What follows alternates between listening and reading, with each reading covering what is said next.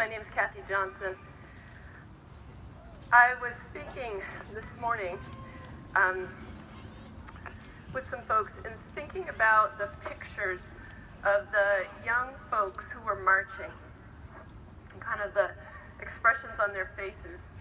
And we were talking about the question, if the narrative that's being painted out is you're on this side and you're a racist, or on this side and you're, I don't know how we would say, those of us who are in support against bias and bigotry, but what might get said from other folks.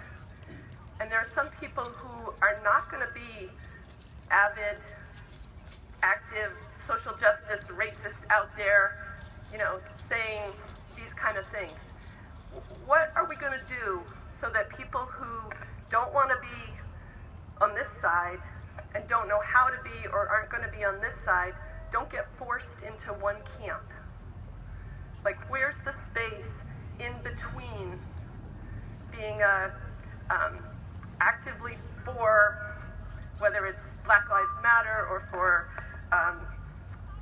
anti-terrorism, anti-fascist, which I would put myself, and yet there are some people, as we looked at those faces, that they don't see themselves in either camp. And where's the space? How do we, as a group of a community, make space for us all not to get labeled into either camp?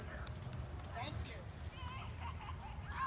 So I think the challenge that I have for myself, that I hope we can all take on, is to be bridge builders that can create space where those labels don't have to fit, and we can bring our love to the table, bring our caring to the table, and do our best not to force people who don't want to be in a camp to have to take a side.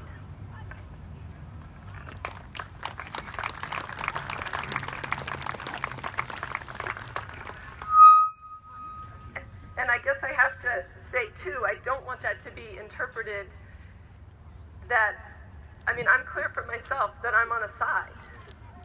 And I don't feel like it's, I just have to bring my love to the table wherever I can, and in whatever way that means, and do my best to communicate that, and try not to vilify people who I may not understand, even though they're doing things that I do think is dreadfully, dreadfully wrong, and I think it escalates into a violence and an evil that is not what we want to see. There's history that growing up in this area, I never knew some history until I got older and went out on my own and started learning history that I wasn't taught and that our young people aren't taught. And how do we help that history become known? Thank you.